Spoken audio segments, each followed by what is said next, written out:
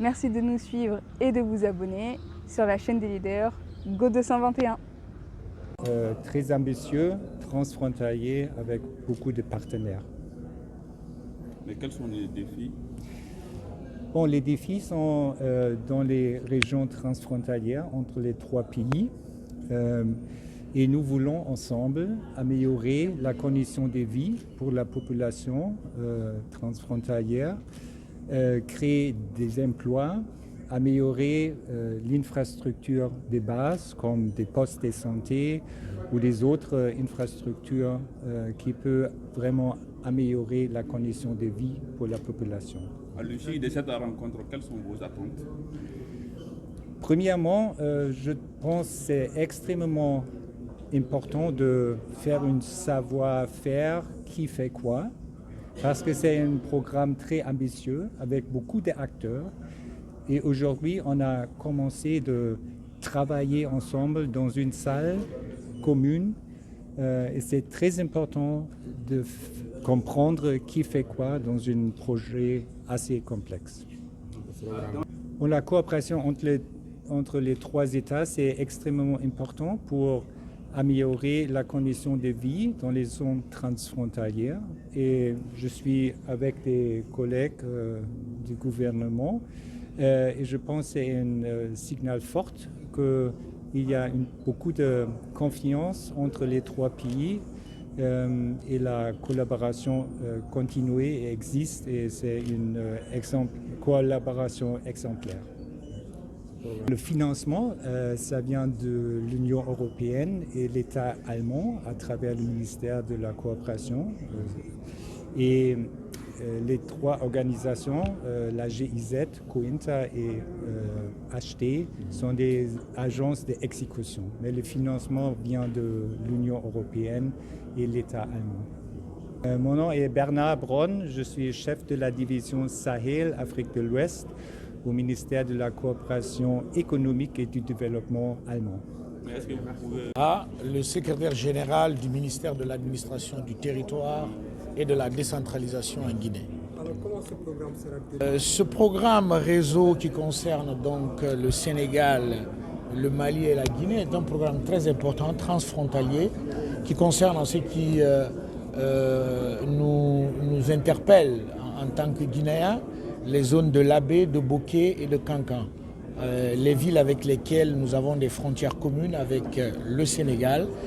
Et l'objectif effectivement sur les trois composantes du programme, à savoir emploi jeune, coopération et stabilité, de créer des zones de paix, de stabilité au-delà des frontières qui nous lient, qui sont des zones de limitation, mais faire de ces endroits des zones de stabilité, de développement socio-économique et de coopération transfrontalière afin de redynamiser et de renforcer la résilience des communautés qui entourent ces zones. C'est cela l'objectif et ce comité de pilotage nous permettra certainement de sortir des recommandations fortes à destination de ces communautés pour améliorer tout simplement leur cadre et leurs conditions de vie. Quelles sont les attentes? Les attentes de la Guinée, vous savez, le Sénégal, le Mali et la Guinée ont des histoires communes, traditionnelles, de culture, de valeurs communes. D'ailleurs, nos hommes politiques ne cessent de le dire.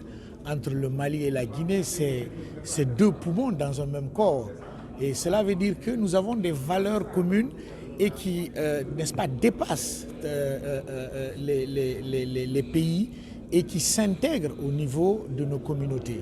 Donc l'objectif ici, au niveau de cet comité de pilotage régional, après avoir organisé dans nos différents pays les différents comités de pilotage nationaux, c'est de sortir ici des recommandations fortes qui permettent à nos partenaires de nous accompagner à travers les plans de développement, disons, transfrontaliers que nous avons nous-mêmes élaborés, qui prennent en compte les questions de développement économique, d'infrastructure, de santé communautaire, qui renforcent tout simplement la décentralisation transfrontalière. Et nous espérons que les trois pays qui sont réunis pour 2 jours à Dakar pourront s'entendre sur des recommandations fortes permettant encore une fois d'améliorer la vie de nos citoyens au niveau des frontières, de renforcer la paix, de renforcer la stabilité économique et de permettre à chacun des peuples concernés, au niveau des femmes, des jeunes, d'améliorer effectivement toutes ces politiques publiques à leur destination. Merci beaucoup. Les zones frontalières, quand vous les regardez, généralement c'est des zones un peu délaissées par les pouvoirs, par les politiques publiques.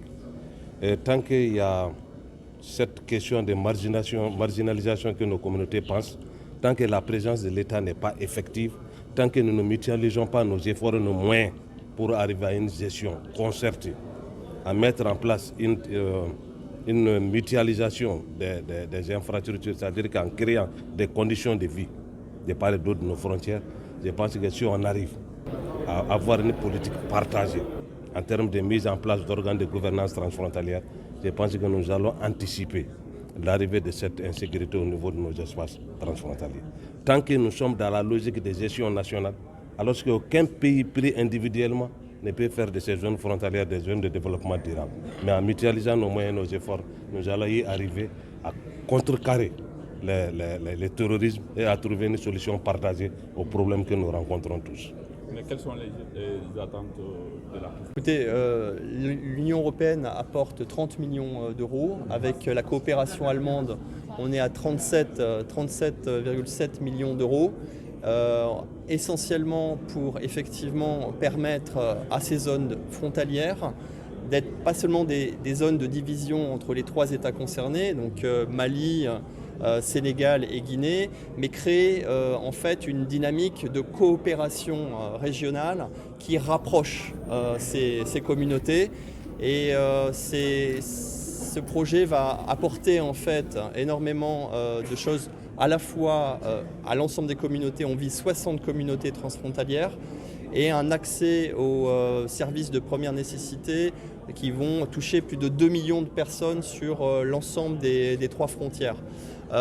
Effectivement, la cible, ce sont les vulnérabilités au sein de toute la population, mais tout particulièrement des jeunes et des femmes. Les jeunes parce que dans l'ensemble de la région, la population a très majoritairement moins de 25 ans. Et donc c'est très important d'avoir cette cible dans le projet et ses objectifs. Également les femmes qui sont aussi celles qui sont le ciment finalement des communautés, celles qui portent aussi la culture et l'éducation. Et c'est celles aussi qui, la plupart du temps, sont les premières victimes de ces vulnérabilités. Donc d'où l'importance d'investir en priorité sur ces cœurs de cible. Damien, chargé d'affaires auprès de la délégation de l'Union européenne à Dakar.